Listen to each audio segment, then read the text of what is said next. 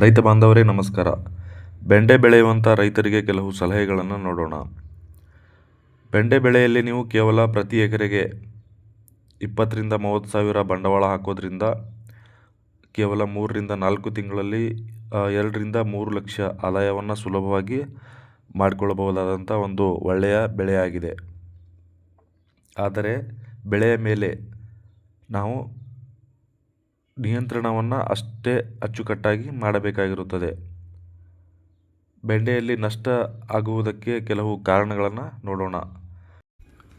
ಬೆಂಡೆಯನ್ನು ಒಂದೇ ಜಮೀನಿನಲ್ಲಿ ಪುನರಾವರ್ತಿತ ಬೆಳೆಯಾಗಿ ಬೆಳೆಸುವುದನ್ನು ನಿಲ್ಲಿಸಬೇಕು. ಉದಾಹರಣೆಗೆ ಮಳೆಗಾಲದಲ್ಲಿ ಬೆಂಡೆಯನ್ನು ಬೆಳೆದಿದ್ದರೆ ಅದೇ ಜಮೀನಿನಲ್ಲಿ ಬೇಸಿಗೆಯಲ್ಲಿ ಬೆಂಡೆಯನ್ನು ಬೆಳೆಯಬಾರದು. ಆಮೇಲೆ ಒಂದೇ ಕಂಪನಿಯ ಬೀಜವನ್ನು ಪದೇ ಪದೇ ಪುನರಾವರ್ತಿತವಾಗಿ ನಾಟಿ ಮಾಡುವುದು, ಇದು ಕೂಡ ಅತ್ಯಂತ ಮುಖ್ಯವಾಗಿರುತ್ತದೆ. ಬೇರೆ ಬೇರೆ ಕಂಪನಿಯ ಬೀಜಗಳನ್ನು ಪ್ರತಿಯೊಂದು ಬೆಳೆಯ ಸಂದರ್ಭದಲ್ಲಿ ನಾಟಿ ಮಾಡಬೇಕಾಗಿರುತ್ತದೆ.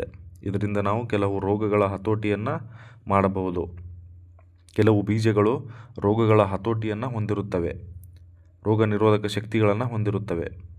ಆಮೇಲೆ ಗಿಡದಿಂದ ಗಿಡಕ್ಕೆ ಮತ್ತು ಸಾಲಿನಿಂದ ಸಾಲಿಗೆ ಅಂತರವನ್ನು ಕಾಪಾಡಿಕೊಳ್ಳದೇ ಇರುವುದು, ಇದರಿಂದ ಹೆಚ್ಚಿನ ರೆಂಬೆಗಳು ಬರಲ್ಲ, ಹೂವು ಬರಲ್ಲ. ಇದು ಉತ್ಪಾದನೆ ಮೇಲೆ ಅತ್ಯಧಿಕ ಪರಿಣಾಮವನ್ನು ಬೀರುವಂತಾಗುತ್ತದೆ. ಇನ್ನು ಹೊಲದಲ್ಲಿರುವ pH ನ ಮಟ್ಟವನ್ನು ಪರೀಕ್ಷೆ ಮಾಡದೆ ಬೆಂಡೆಯನ್ನು ಬಿತ್ತನೆ ಮಾಡುವುದು. ಇನ್ನು ಬೀಜೋಪಚಾರ ಮಾಡದೆ ಬೆಂಡೆ ಬೀಜಗಳನ್ನು ಬಿತ್ತನೆ ಮಾಡುವುದು ಮತ್ತು ಸರಿಯಾದ ಪೋಷಕಾಂಶಗಳು ಅಥವಾ ಮೈಕ್ರೋನ್ಯೂಟ್ರಿಯೆಂಟ್ಗಳನ್ನು ಕೊಡದೇ ಇರುವಂಥದ್ದು. ಆಮೇಲೆ ಸರಿಯಾದ ಸಮಯದಲ್ಲಿ ಕೀಟ ಮತ್ತು ರೋಗಗಳ ಹತೋಟಿಯನ್ನು ಮಾಡದೇ ಇರುವಂಥದ್ದು ಬೆಂಡೆಯಲ್ಲಿ ನಾವು ಲಾಭವನ್ನು ಕಾಣದೇ ಇರೋದಕ್ಕೆ ಕೆಲವು ಕಾರಣಗಳು. ಇನ್ನು ಭೂಮಿ ತಯಾರಿಕೆ ಬಗ್ಗೆ ನೋಡೋಣ.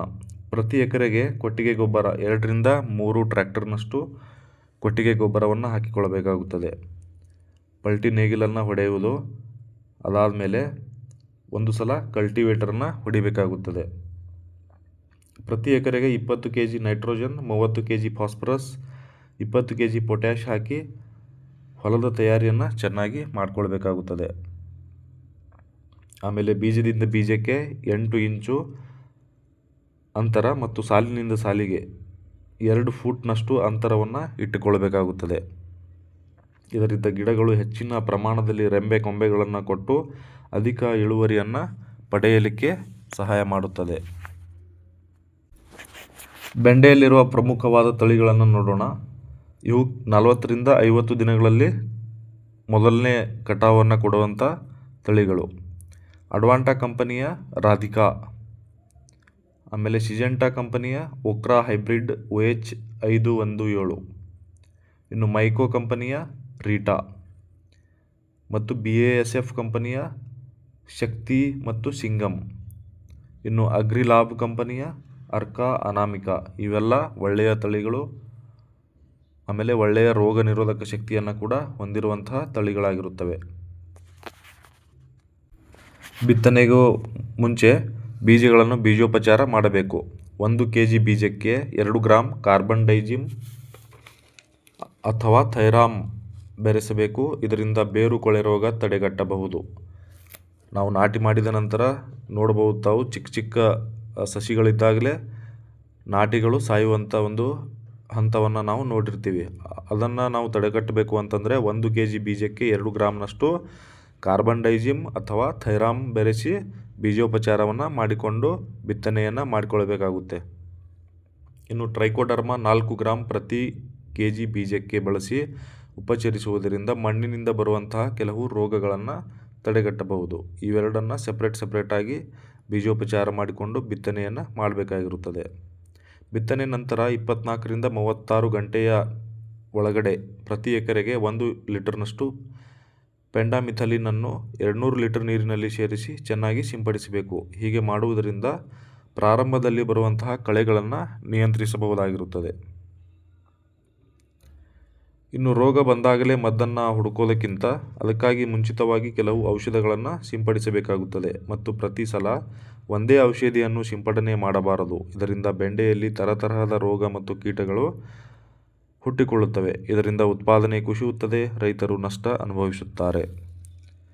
ಬೆಂಡೆಯನ್ನು ನಾಟಿ ಮಾಡಿದ ನಂತರ ಸುಮಾರು 20-25 ದಿನಗಳಿಗೆ ನೀಮ್ ಆಯಿಲ್ ಪ್ರತಿ ಲೀಟರ್ ನೀರಿಗೆ 1.5 ml ಸೇರಿಸಿ ಸಿಂಪಡಿಸಬೇಕು. ಇದನ್ನು 8 ದಿನಕ್ಕೆ ಒಮ್ಮೆ ಸಿಂಪಡಣೆ ತೆಗೆದುಕೊಳ್ಳುತ್ತಾ ಇರಬೇಕು.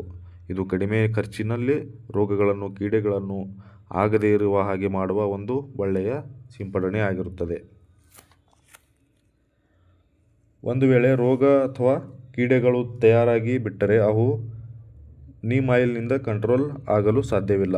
ಇದರಿಂದಾಗಿ ನಾವು ಕೆಲವು ಕೀಟನಾಶಕಗಳ ಬಳಕೆಯನ್ನು ಮಾಡಲೇಬೇಕು. ಆವಾಗ ಖರ್ಚು ಜಾಸ್ತಿ ಆಗುತ್ತದೆ. ಇದರಿಂದಾಗಿ ನಾವು ಮುಂಜಾಗೃತಾ ಕ್ರಮವಾಗಿ ನೀಮ್ ಆಯಿಲನ್ನು ಬಳಸ್ತಾ ಇರಬೇಕು. ಇದರಿಂದ ನಾವು ಖರ್ಚನ್ನು ಕಡಿಮೆ ಮಾಡಿಕೊಳ್ಬಹುದು.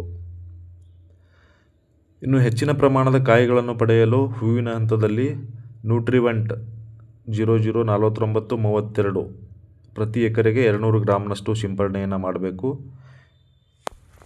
ಇದರ ಜೊತೆಗೆ ಬೋರಾನ್ ಇದನ್ನು ಕೂಡ 1 ml ಅಥವಾ 1 ಗ್ರಾಂ ಪ್ರತಿ ಲೀಟರ್ ನೀರಿಗೆ ಸೇರಿಸಿ ಸಿಂಪಡಿಸುವುದರಿಂದ ಒಳ್ಳೆಯ ಒಂದು ಹೂವಿನ ಬೆಳವಣಿಗೆ ಮತ್ತು ಹೂವುಗಳನ್ನು ಉದುರದ ಹಾಗೆ ಮಾಡಿ ಇಳುವರಿಯನ್ನು ಹೆಚ್ಚಿಸಲು ಇದು ಸಹಾಯ ಮಾಡುತ್ತದೆ. ಇನ್ನು ಕೀಟಗಳು ಮತ್ತು ಥ್ರಿಪ್ಸ್ ನಿಯಂತ್ರಣಕ್ಕೆ ಏನು ಮಾಡಬೇಕು, ಯಾವ ಔಷಧಿಗಳನ್ನು ಎಷ್ಟು ಪ್ರಮಾಣದಲ್ಲಿ ಸಿಂಪಡಿಸಬಹುದು ಅನ್ನೋದನ್ನು ನೋಡೋಣ.